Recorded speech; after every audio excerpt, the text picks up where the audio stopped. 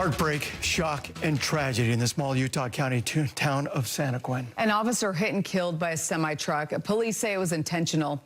The driver then flees from police and later is captured in Vernal. The man accused of driving a semi right at police, striking the officer, is now in custody. After receiving reports of seeing a person standing on the back of it, as they conducted the traffic stop, Michael Jane, the suspect, fled a short distance before turning around and hitting a Santa Quin officer and his vehicle. The officer died on the scene. And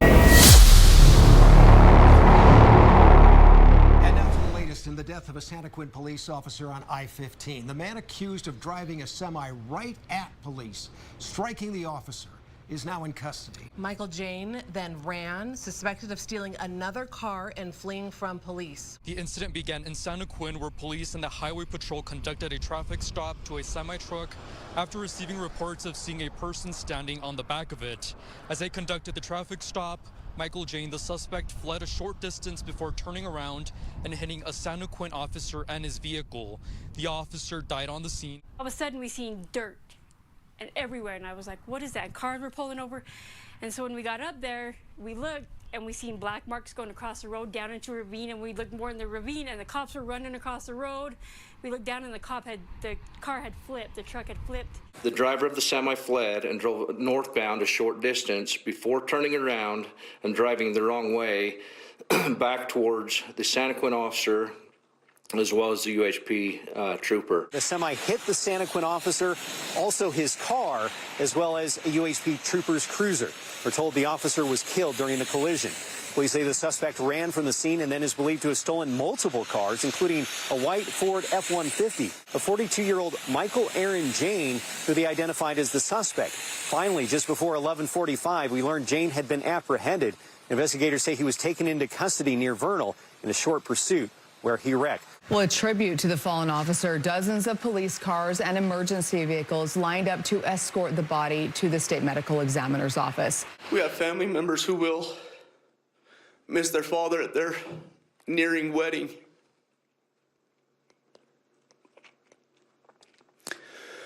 But I can assure you, we as a police department will stand up and we will be there, and we are one family. No matter the weather today, the chance to pay respects to a fallen officer brought people from all walks of life to the procession route. We saw first responders from several departments park their vehicles with their lights flashing.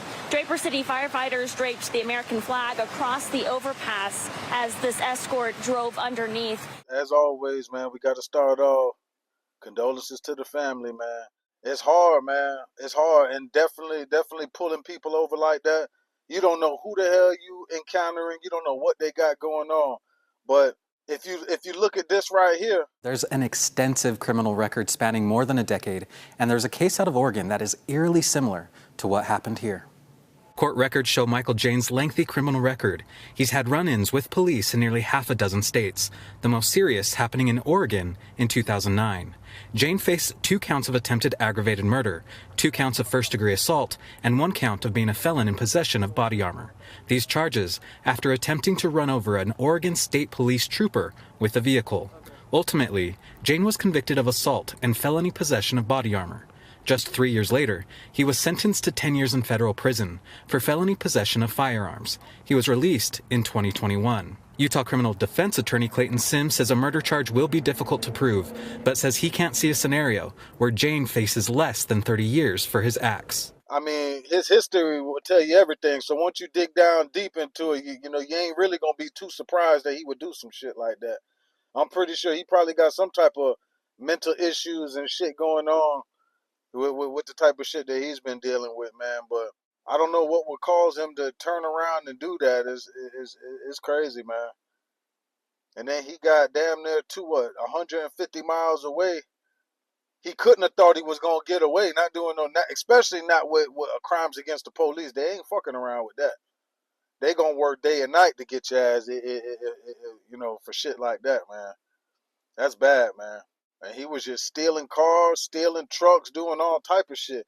So I'm trying to wonder what was the whole thing going on. Somebody standing behind the truck. I don't really understand it, so I'm gonna have to keep an eye on it to follow up and see any more details that come about. But This shit is sad, man. Just trying to do your job and go home, man.